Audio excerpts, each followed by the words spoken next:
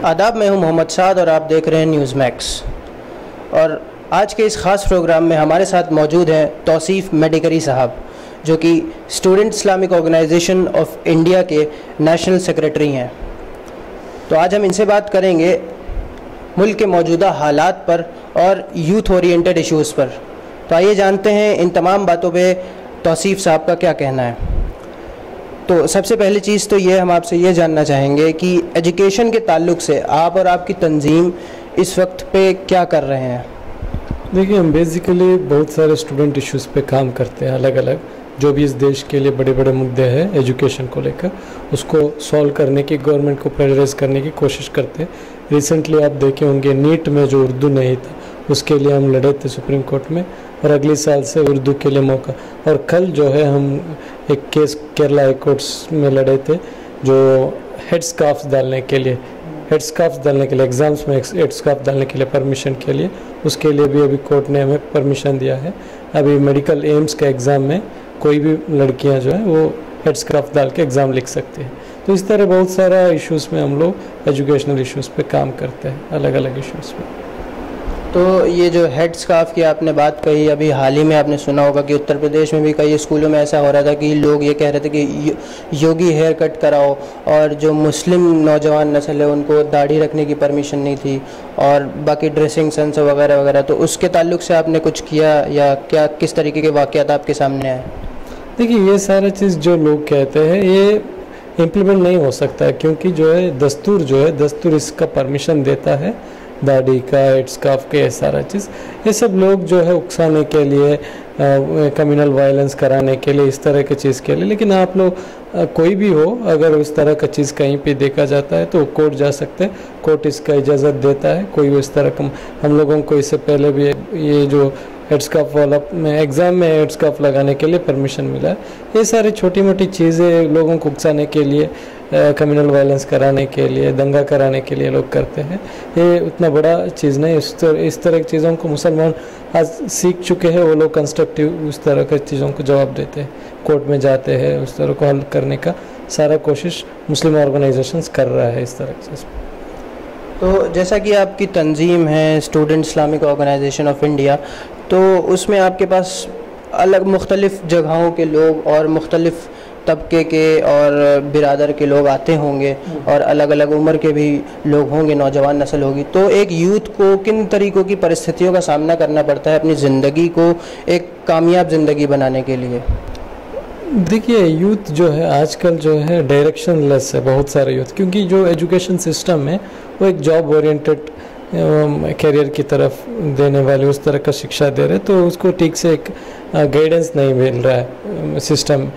तो इसीलिए यूथ जो है उस तरह से होता है। तो हम लोग ये करते हैं कि उनका पर्सनालिटी डेवलपमेंट करने की कोशिश करते हैं, कुरान और हदीस के मुताबिक उनको ट्रेन करने की कोशिश करते हैं। हमारे कैंप्स में ये सारा चीज़ गाइडेंस दिया जाता है, और इसी तरह से उन लोग आगे बढ़ाने की कोशिश करते हैं। और पूरा जो उनका जो तालीम को लेकर हर ज़िंदगी का हर चीज़ में हम गाइड करते हैं और उनको ट्रेनिंग देते हैं, इस तरह का चीज़ करते हैं। तो यूथ तो बहुत सारे चीज़ों से आजकल परेशान है। जिस तरह का हालत है इस मुल्क का, नाउम्मीदी है, होपलेसनेस दिख रहा है यूथ के अंदर, और वो लोग डर रहे हैं जिस तरह का माहौल से। तो हम लोग इस तरह ऐसे माहौल में उनको उम्मीद देने की कोशिश कर रहे हैं, उनके साथ खड़ा होने की कोशिश कर रहे हैं। जितने भी नाइंसाफ़ी हो रहे हैं, इंजस्टिस हो रहा है, उसके खिलाफ आवाज़ उठाने की कोशिश करें। इसके ज़रिए से एक उम्मीद देने का कोशिश भी students Islamic organisation of India कर रहा है। तो जब आप इंजस्टिस और जस्टिस की बात आपने करी, तो किसको जस्टिस दिलाया और किसके लिए आप खड़े हुए? देखिए, हम इस देश के कितने भी हादसा हुए हैं, पहले से भी हम इस पर लड़ रहे थे इंजस्टिस का। अभी जितना भी हादसा हुआ है, फॉर एग्जांपल नजीब का मामला है, नजीब अहमद जो JNU का मिसिंग स्टूडेंट है, उसको लेकर हम पूरा जो 7 महीने से बहुत ही एक्टिवली पूरे हिंदुस्तान के हर शहर में जहाँ जहाँ सहयोग का शाख है, वहाँ हम लोग इस मुद्दे को लेकर गवर्नमेंट को प्रेशराइज करने की कोशिश कर रहे हैं, मुस्लिम नौजवानों में इसका अवेयरनेस लाने की कोशिश करें। उसी तरह जितना भी लिंचिंग हुआ है काऊ को लेकर, जिस तरह मॉब लिंचिंग जहाँ जाओ, इसके खिलाफ हम आवाज़ उठाते आए हैं हर जगह। पहलुकान हो, अखलाक हो, इस तरह का जितना भी इश्यूज़ है, ये सारे इश्यूज़ में students Islamic organisation of India बहुत एक्टिवली काम किया है। तो जहाँ आप मॉब लिंचिंग की बात करते हैं, तो जैसे गौ के नाम पे लोग आजकल मार रहे हैं, तो क्या वजह है? और दूसरी चीज़ ये, क्यों दलितों और मुसलमानों को ही टारगेट बनाया जा रहा है, और सरकार इस पे क्यों नाकामयाब है? सरकार का इस पे कोई स्टेप क्यों नहीं लेती? और आपने क्या किया है इन तमाम ताल्लुक से? देखिए, ये इस देश में जो है, जब एग्जीक्यूटिव फेल हो चुका है, एग्जीक्यूटिव जब फेल हो जाता है तो सारा मसला ख़राब हो जाता है। एग्जीक्यूटिव इन द सेंस जो पुलिस है, ये सब जब ठीक से काम नहीं करता है, उसी तरह हमारा जो शासकांग भी वो भी फेल हो चुका है, पॉलिटिशियंस भी फेल हो चुके हैं। ये लोग उकसाने की काम करते हैं, कम्युनल वायलेंस को बढ़ाने की काम करते हैं, और पुलिस उनको सपोर्ट करते हैं। ये सारा चीज़ ये लोग करते हैं। इसलिए देखिए, फॉर एग्जांपल, अगर हमारे जो हुक्मरान हैं, हमारे जो प्राइम मिनिस्टर है, अगर वो खुद कहते हैं, वो स्टॉप कर कुछ कहते हैं, ऐसे मॉब लिंचिंग इस तरह का जितना भी घटना हो रहा है, वो तो बहुत उनका जो है बहुत ही साइलेंस नज़र आता है हर जगह। आप देखे होंगे अभी रिसेंटली वो मैनचेस्टर बॉम्ब ब्लास्ट का उन्होंने ट्वीट किया, उसका निंदा किया। उससे 2-3 दिन पहले झारखंड में मॉब लिंचिंग हुआ था, उन्होंने कुछ नहीं कहा झारखंड का मॉब लिंचिंग में। उसी तरह कितना पहलुकान का फैमिली के बारे में उन्होंने कुछ नहीं कहा। देखिए, मोदी जी पिछली बार मार्च में 2016 में वेस्ट बंगाल में, मगरबी बंगाल में एक स्पीच कर रहे थे। उस वक्त अजान हो रहा था, तो उन्होंने अजान के वक्त में अपने स्पीच को रोक दिया। स्पीच को रोक कर उन्होंने पूरे देश को मैसेज दिया कि हम लोग जो है एक प्लूरलिज्म वाला कंट्री, हम सारे धर्म का इज्जत करते हैं। तो उन्होंने उस तरह का पूरा मीडिया में एक नाटक था उनका। तो अगर वो चुप भी नहीं हो सकते थे, अगर स्पीच भी करते थे, हमें कुछ प्रॉब्लम नहीं था, मुसलमानों को कोई प्रॉब्लम नहीं था अगर मोदी जी अजान के वक्त अपने स्पीच को स्टॉप नहीं करते थे। लेकिन उनका वहाँ साइलेंस हमें बहुत इम्पोर्टेंट नहीं था। लेकिन अब जो साइलेंस, जब दंगा हो रहा है इस देश में, जब वायलेंस हो रहा है, मॉब लिंचिंग हो रहा है, जब एक देश का प्रधानमंत्री अगर साइलेंस चुप बैठता है तो वो बहुत खतरनाक है। हमें अगर उस वक्त उनको बात करना चाहिए, बोलना चाहिए, सही नहीं, और उसके खिलाफ एक्शन करना। अगर हमारे जो प्राइम मिनिस्टर अगर ये सारा चीज़ करते हैं तो ऑटोमेटिकली जो है हमारा एग्जीक्यूटिव सारा चीज़ अगर इस तरह से काम करने शुरू करते हैं तो ऑटोमेटिकली स्टॉप होता है। Students Islamic organisation of India इसी के लिए प्रेशराइज करने की कोशिश कर रहे हैं हर जगह। हमारा डेमोन्स्ट्रेशन का मतलब ये है कि हम ये प्रेशराइज कर रहे हैं, लोगों को इसके बारे में बता रहे हैं, अवेयरनेस लाने की कोशिश कर रहे हैं, यही काम हम कर रहे हैं। तो नॉर्थ में बेसिकली जैसे एजुकेशन सेक्टर में काफ़ी ज़्यादा डाउनग्रेडिंग दिखती है, और उसके ताल्लुक से आप क्या कर रहे हैं? देखिए, हम लोग एक नॉर्थ इंडिया एजुकेशन मूवमेंट चला रहे हैं। देखिए, हमारे हरियाणा है, उत्तर प्रदेश है, बिहार है, ये सारे जगह जो है बहुत ही ख़राब हालत है एजुकेशन का, और उसमें भी मार्जिनलाइज कम्युनिटीज़ का हालत बहुत ख़राब है। क्योंकि मार्जिनलाइज कम्युनिटीज़ जो भी जाते हैं वो सरकारी स्कूल में जाता है। मार्जिनलाइज कम्युनिटीज़ किसका मतलब है? दलित और मुसलमान। और सरकारी स्कूल का हालत तो आप जानते हैं कि वो बहुत ही ख़राब है। स्पेशली हम लोग खासकर मेवात एजुकेशन डेवलपमेंट के नाम से मेवात में काम कर रहे हैं, जहाँ पर 10 लाख से भी ज़्यादा मुसलमानों को आबादी। उसी तरह उत्तर प्रदेश एजुकेशन मूवमेंट के नाम से उत्तर प्रदेश में, बिहार में, झारखंड में, इन सारे स्टेट्स में पब्लिक के अंदर अवेयरनेस लाने के और गवर्नमेंट को प्रेशराइज करने की कोशिश करें। हमारा मेजर डिमांड यह है कि आप सरकारी स्कूल को ठीक कर लो, वहाँ क्वालिटी दे दो। जिस तरह का केंद्रीय विद्यालय उसी तरह का स्टेटस में सरकारी स्कूल को बनाओ, ताकि वहाँ अगर वो ठीक हो जाता है कि कम से कम एक बहुत बड़ी आबादी जो है हिंदुस्तान की, जो बैकवर्ड क्लास है, दलित और मुसलमान, वो अच्छा शिक्षा प्राप्त कर सकती है अगर अपने सरकारी स्कूल ठीक हो। क्योंकि बहुत सारे गरीब लोग आज भी सरकारी स्कूल को जाते हैं।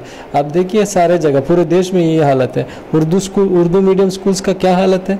वहाँ कोई फैसिलिटी नहीं। तो ये सारा चीज़ हम बहुत सालों से इसके लिए लड़ रहे हैं, कोशिश कर रहे हैं, और हमारा लड़ाई जो संघर्ष है इसमें जारी है, इंशाअल्लाह आगे भी जारी रहेगा। नहीं, तो ऐसा क्यों है कि जो सरकारी स्कूल हैं उनमें तमाम तरह की दिक्कतें हैं, बैकवर्डनेस है?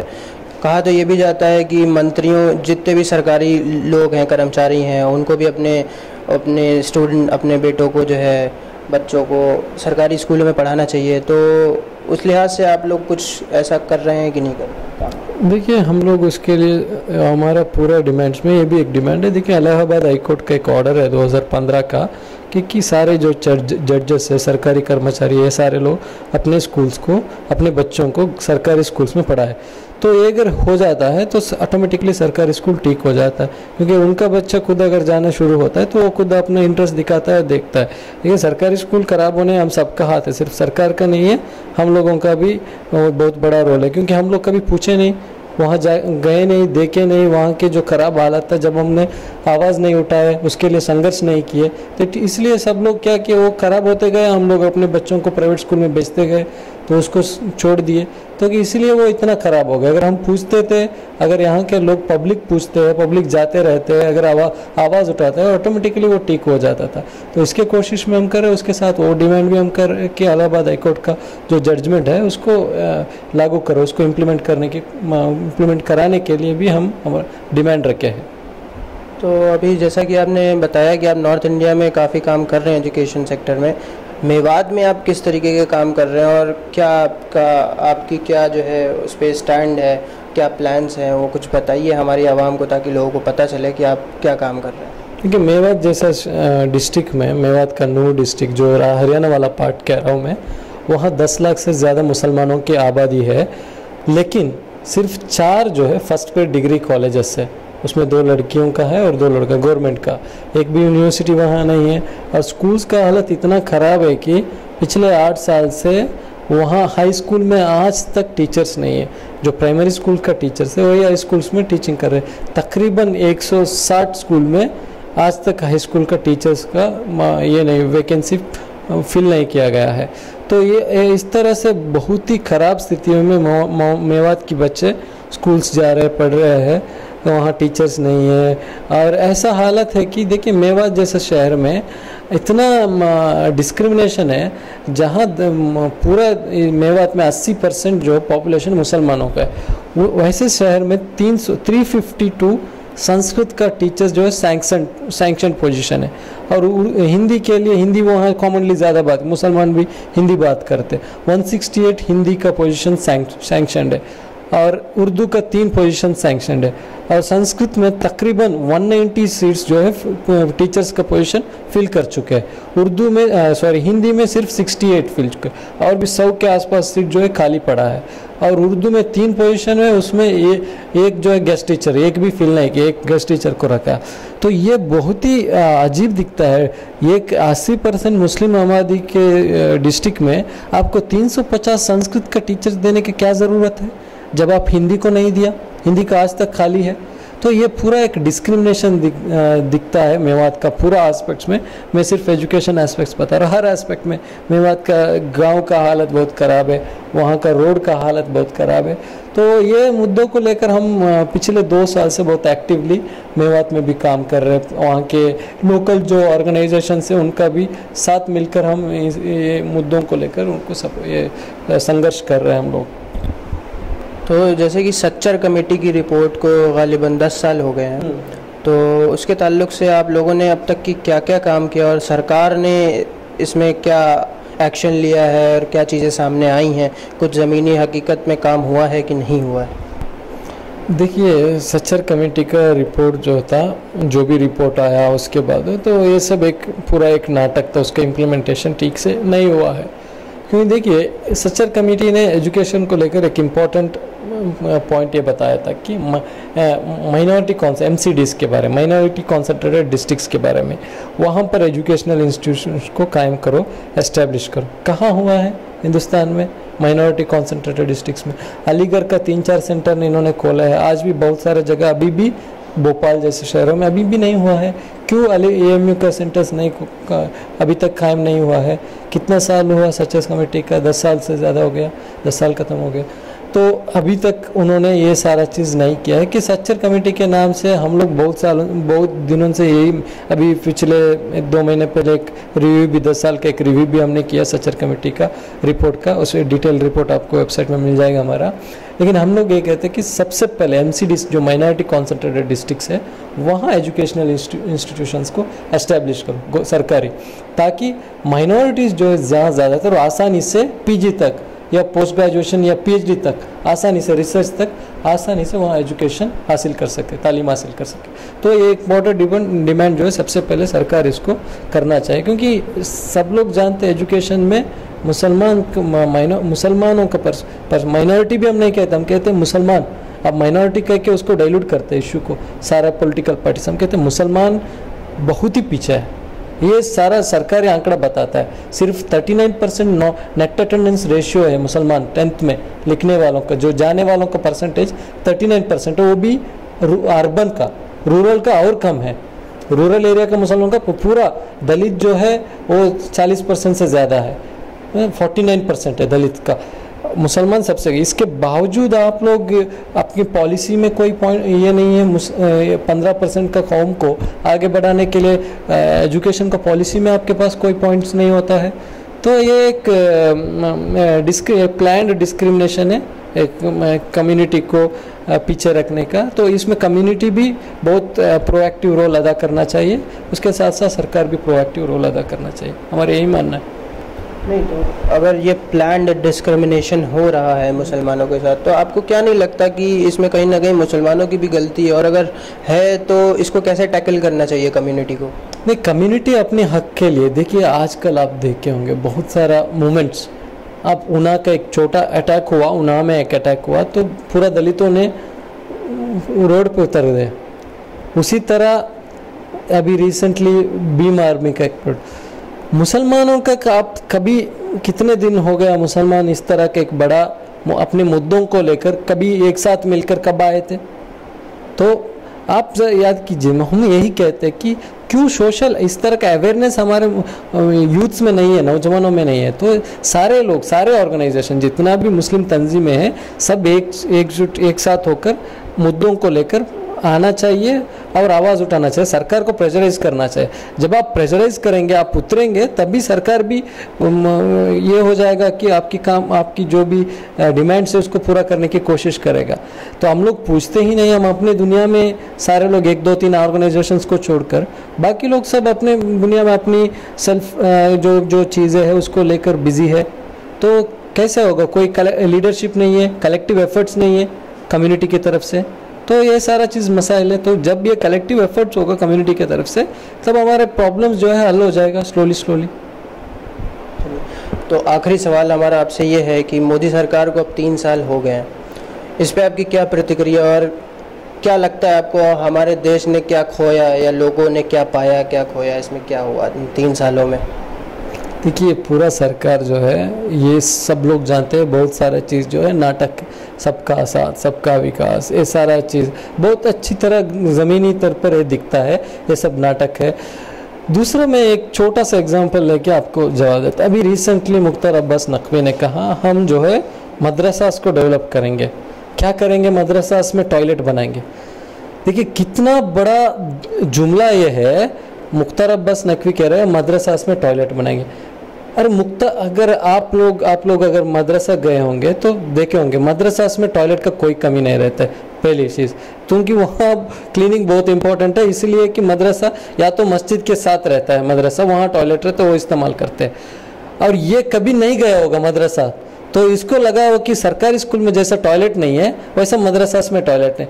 तो ये लोग जो है जानते नहीं है, ये सब जुमलेबाजी करते हैं। इनको अच्छा लगता है टीचर्स टॉयलेट्स, ऐसा 3 टी है, टीचर्स देंगे टॉयलेट देंगे, राइमिंग जैसा आ जाता है तो बोल देते हैं। तो इस तरह का नाटकबाजी इस देश में सरकार आने के बाद 3 साल में यही चल रहा है, जुमलाबाजी चल रहा है। तो मैं एक छोटा सा एग्जांपल दिया तो ये टॉयलेट के बारे में, तो यही हो रहा है इस देश में। और क्या, आप तो हमसे बेहतर जानते हैं क्या है वो है 3 साल में। शुक्रिया। तो ये हमारे साथ थे तौसीफ मंडेकरी साहब, जो कि student Islamic organisation of India के नेशनल सेक्रेटरी हैं, और जिन्होंने बेबाकी से हमारे तमाम सवालों का जवाब दिया और लोगों को एक मुस्बित पैगाम पहुंचाने की कोशिश करी, जिसमें कि मोदी सरकार के 3 साल के होने पर उन्होंने तमाम बातें कहीं और बताया कि ज़मीनी हकीकत कुछ नहीं है, और ये सरकार सिर्फ इसके पास चुनावी जुमले हैं, और हर 2-3 दिनों में एक नई स्पीच आ जाती है जिससे लोगों को लगता है कि हाँ काम हो रहा है, हालांकि ज़मीनी हकीकत तो कुछ और ही है। अब इसकी फ़िक्र करने की आप लोगों को ज़रूरत है कि इन तमाम चीज़ों को कैसे टैकल किया जाए, और अपनी ज़िंदगी को कैसे एक कामयाब ज़िंदगी बनाया जाए। इसी के साथ साथ देखते रहिए न्यूज़ मैक्स।